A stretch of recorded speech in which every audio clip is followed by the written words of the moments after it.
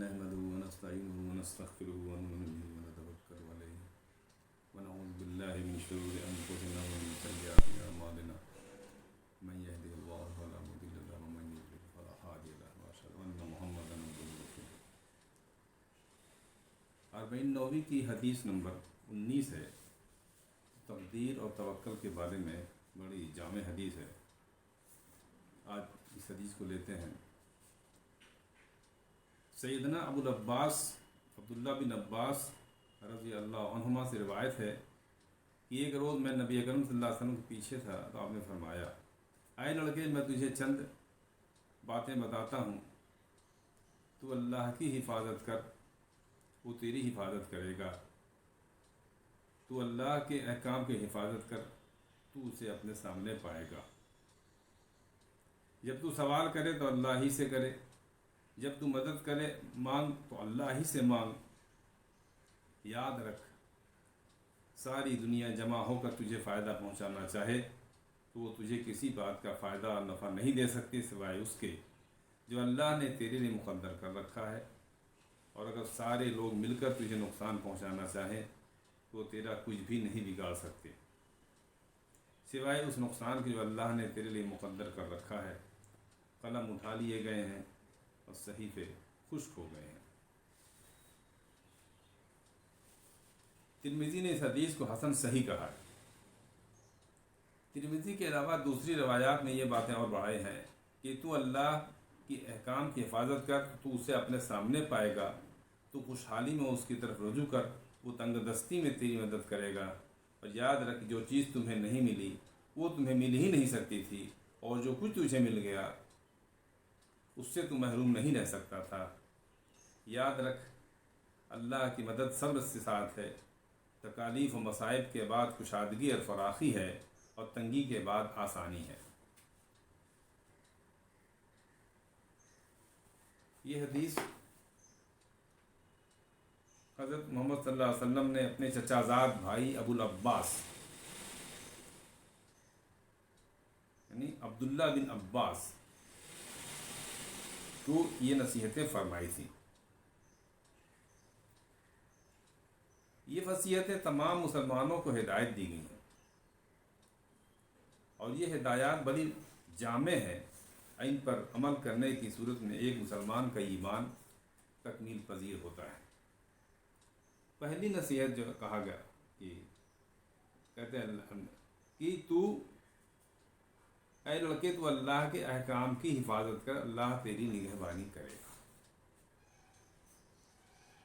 احفظ اللہ یحفظک، احفظ اللہ تجدہ تجاہک. یہاں دو باتیں کہی گئی ہیں کہ اے لڑکے، تو اللہ کی حفاظت کر، اللہ تیری نگہبانی کرے گا. تو اللہ کی طرف دھیان رکھ تو اس کو اپنے سامنے پائے گا. اور جب کچھ تو مانگ تو صرف اللہ سے مانگ. جب تو مدد طلب کر تو بس صرف اللہ سے مدد طلب کر. یعنی یہاں پر جو پہلی بات جو یہ کہی گئی ہے، احفظ اللہ،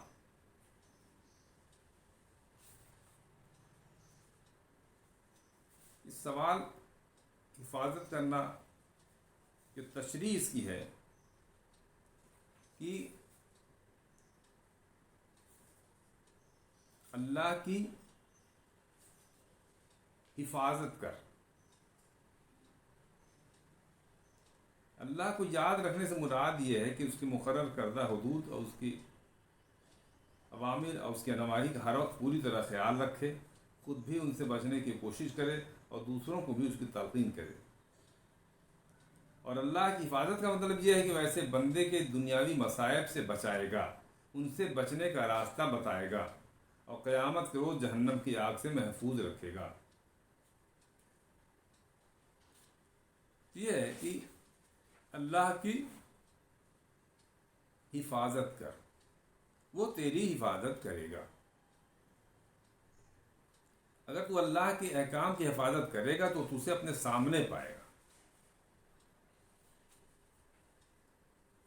کیونکہ یہاں پر اللہ کہا گئی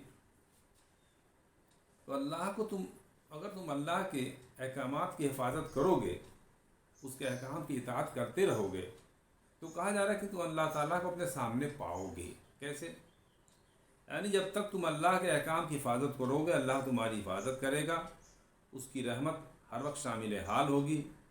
اور یہ حقیقت ہے کہ جو شخص اللہ کے احکام کی پابند ہے، اس کا فرما بردار ہے، تو اللہ خود اس کی نگہبانی حفاظت کرتا ہے اور ایسی جگہ سے اس کی روزی کا انتظام کرتا ہے کہ انسان کے وہم و گمان میں بھی نہیں ہوتا. اس کے بارے میں سورۃ طلاق میں بھی یہ بات آئی ہے کہ جو شخص اللہ سے ڈرتا ہے اللہ اس کے لیے کوئی راستہ نکال دیتا ہے اور ایسی جگہ سے روزی دیتا ہے جس کا اسے وہم و گمان بھی نہیں ہوتا. اس سے بہت سی روایتیں ہیں، لیکن یہ موٹی موٹی بات یہ ہے کہ جو اس میں الفاظ اس کے جو کہے گئے ہیں کہ اللہ کی تو حفاظت کر، اللہ تیری حفاظت کرے گا. تو اللہ کی حفاظت کر، اللہ تیری نگہبانی کرے گا. تو اللہ کا دھیان رکھ تو اس کو اپنے سامنے پائے گا. یعنی تو اللہ کا دھیان رکھ تو اسے اپنے سامنے پائے گا. یعنی ہر مصیبت کے وقت میں، ہر پریشانی کے وقت میں پھر تم اللہ کو اپنے سامنے پائے گا. اللہ تیرے لیے کوئی نہ کوئی راستہ نکال دے گا. لیکن شرط یہ ہے کہ اللہ کے احکام کی حفاظت کرنا. چھوٹی چھوٹی باتیں ہیں اور اپنے کو غور کرنے کی، اپنی فکر کرنے کی بات ہے کہ ہم لوگ اللہ کے احکامات کی کتنی حفاظت کرتے ہیں. ہم تو اللہ کے احکامات کی حفاظت کرنے کی کوئی فکر نہیں کرتے اور امید کرتے ہیں کہ ہر بلا، ہر پریشانی سے اللہ تعالی ہمیں بچا کر کے رکھے. تو یہ وقت انٹروسپیکشن کا ہے، یہ غور کرنے کا ہے کہ کس حد تک ہم اللہ کے احکامات کی حفاظت کر رہے ہیں. اس شرط کو ہم پورا کریں تو اللہ تعالیٰ نے جو وعدہ کیا ہے، جو اس حدیث میں بات آئی ہے کہ اللہ تیری حفاظت کرے گا، تو اللہ کو اپنے سامنے پائے گا. لیکن بنیادی شرط یہی ہے کہ ہم اللہ کے احکامات کی حفاظت کرنے والے بنیں اور پھر امید رکھیں کہ اللہ تعالیٰ ہمیں تمام پریشانیوں سے بچا کر رکھے گا. جب بھی پریشانی آئے گی تو اللہ تعالیٰ کو ہم سامنے پائیں گے، اللہ تعالیٰ کوئی سبیل، کوئی راستہ نکال دے گا. پھر دیکھیے حدیث میں دوسرا حصہ جو ہے کہ جب تو کچھ مانگ تو صرف اللہ سے مانگ، جب تو مدد طلب کر صرف اللہ سے مدد طلب کر. اسی حدیث کا دوسرا ٹکڑا ہے کہ جب مانگ تو صرف اللہ سے مانگ، اپنی تمام ضرورتیں اللہ کے سامنے پیش کر. وہی مشکل کشا ہے. کسی اور کو مشکل کشا سمجھنا توحید کے خلاف ہے اور شرک میں آتا ہے. انسان کتنوں ہی نیک ہو، اپنی تمام حاجات کے لیے اللہ کا محتاج ہے. اسی لیے یہاں فرما دیا گیا کہ جب مانگنا ہو تو صرف اللہ سے ہی مانگو.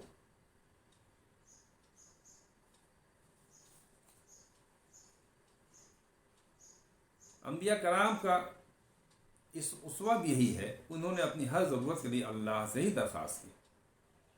جب حضرت آدم علیہ السلام پر آزمائش آئی، جب اللہ نے حکم دیا جنت سے نکل کے دنیا میں جانے کا،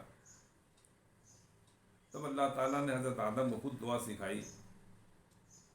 یہ دعا توبہ کے لیے اللہ نے سکھائی، حضرت آدم نے سیکھی اور اس الفاظ کے ذریعے توبہ کی.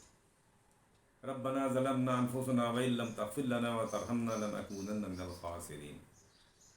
اسی طرح حضرت یونس علیہ السلام اپنی پریشانی کا شکار ہوئے، مچھلی کے پیٹ میں پہنچ گئے، تو پھر وہاں اللہ نے ان کو یہ کلمہ سکھایا، لا الہ الا انت سبحانک انی کنت من الظالمین. ان کلمات کو ہم جانتے ہیں، پڑھتے رہتے ہیں. نبی کریم صلی اللہ علیہ وسلم ہر پریشانی یا ضرورت کے وقت اللہ سے درخواست کرتے تھے.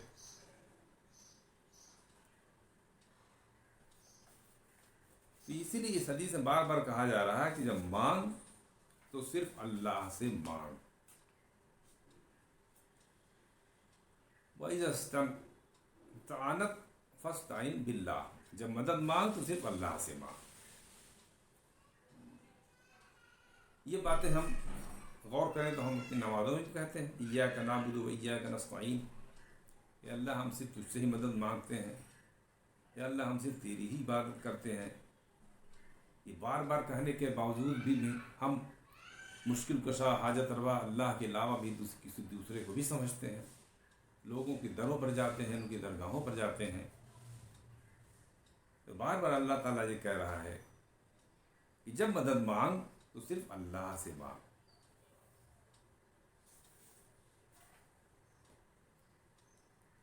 اب آگے توکل کی بات سکھائی گئی ہے کہ ساری دنیا مل کر کے تمہیں کوئی فائدہ پہنچانا چاہے تو وہ نہیں پہنچا سکتی، اسی طرح سبھی لوگ مل کر کے تمہیں اگر نقصان پہنچانا چاہیں تو تمہارا کچھ بھی نہیں بگاڑ سکتے، سوائے اتنا جو کہ اللہ تعالیٰ نے پہلے ہی تیرے لیے منظور کر رکھا ہے۔ کیا نفع ہونا ہے، کیا نقصان ہونا ہے، جو اللہ نے تیرے لیے لکھ رکھا ہے، اس کے علاوہ یہ دنیا کے لوگ مل کر کے بھی تمہیں نفع یا نقصان نہیں پہنچا سکتے۔ اسی لیے سورہ آل عمران میں آیا ہے وَعَلَى اللَّهِ فَلْيَتَوَكَّلِ الْمُؤْمِنُونَ، اور ایمان کو تو اللہ تعالیٰ ہی پر بھروسہ رکھنا چاہیے، یعنی جو اہل ایمان ہیں ان کو اللہ پر ہی بھروسہ رکھنا چاہیے۔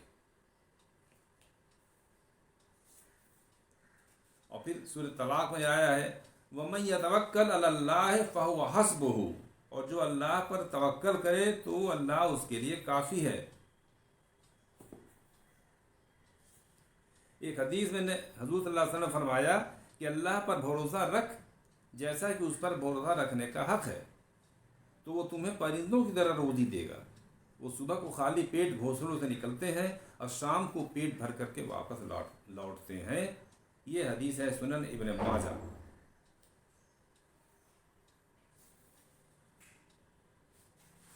اور پھر آگے حدیث کے آخری ٹکڑے میں آیا ہے کہ آسودگی میں، خوشحالی میں اللہ کو یاد رکھ، آسودگی میں، خوشحالی میں اللہ کو یاد رکھ، وہ تنگ دستی میں تیری مدد کرے گا۔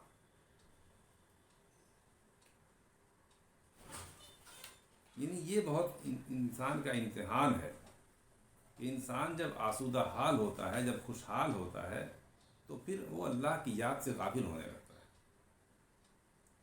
یہاں پر اپنے کو غور کرنا چاہیے کہ اللہ نے اگر خوشحالی دی ہے تو ہم اس کا شکریہ بجا لائیں،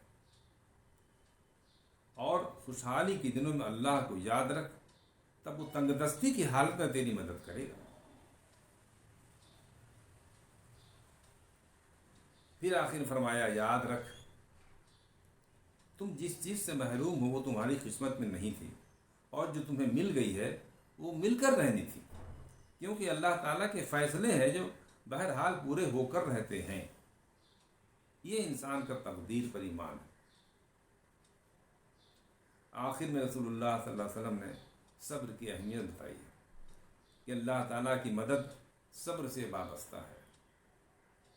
صبر یعنی مشکل حالات میں اپنے آپ کو روک کر کے رکھنا، اپنی حدیں کراس نہیں کرنا ہے۔ ہمارا جو ایمان ہے، جو ہمارا نقطہ نظر ہے، اس پر ہمیں جمے رہنا ہے، چاہے کتنی ہی پریشانی آ جائے، اسے ہم کہتے ہیں صبر۔ تاکہ اللہ تعالیٰ نے صبر کی اہمیت کے بارے میں بتایا کہ اللہ تعالیٰ کی مدد صبر سے وابستہ ہے۔ جو انسان ہر حال میں جو نقطہ نظر، جو نظریہ قرآن بتاتا ہے، جو اللہ کے نبی نے جو باتیں بتائی ہیں، اپنے نظریے پر قائم رہتا ہے، بھلے ہی تمام پریشانیوں کے اوپر اس کے سامنے پریشانیاں آ جائیں، خوشحالی نہ ہو، تکالیف میں مبتلا ہو جائے، تو یہاں پر یہ کہا جا رہا ہے کہ جب اللہ کی مدد ہے وہ صبر کے ساتھ ہے۔ اگر تم اپنے نظریے پر، توحید پر، رسالت کا نظریہ ہے، آخرت کا نظریہ ہے، ان تمام نظریات پر اگر تم جمے رہو گے، مشکل پڑنے پر، آفت آنے پر اسے چھوڑ نہیں دو گے، تو یاد رکھو کہ مدد جو اللہ تعالیٰ بھیجتا ہے وہی صبر کے ساتھ ہوتا ہے، اسی انسان کے ساتھ ہوتا ہے جو اپنی ان باتوں پر جمع رہتا ہے۔ اور یہ بھی کہہ دیا کہ تکلیف کے بعد خوشحالی آتی ہے۔ ان مع العسر یسرا فان مع العسر یسرا، قرآن میں آیا ہے. یاد رکھو ہر پریشانی کے ساتھ آسانی ہے. اس کو قرآن نے مکرر 2 بار کہا کہ ہر پریشانی کے ساتھ آسانی ہے. ایک سرکل ہے زندگی کا، اس کو سمجھ لیجیے. ایسا نہیں کہ زندگی میں ایک بار آسانی آ جائے گی اور پھر اس کے بعد پریشانی اگر آ گئی تو پریشانی کنٹینیو کرے گی. یا ایسا بھی نہیں ہو سکتا کہ پریشانی چلی گئی، خوشحالی آ گئی، اب دوبارہ پریشانی نہیں آئے گی. ایک سرکل ہے.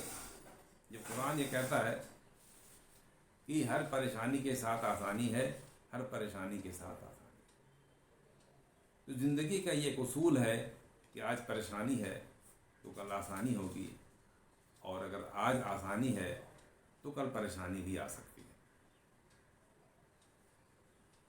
لہذا کسی بھی موقع پر، کسی آزمائش پر یا پریشانی ہو تو صبر کرنا چاہیے اور اللہ سے مدد طلب کرنی چاہیے.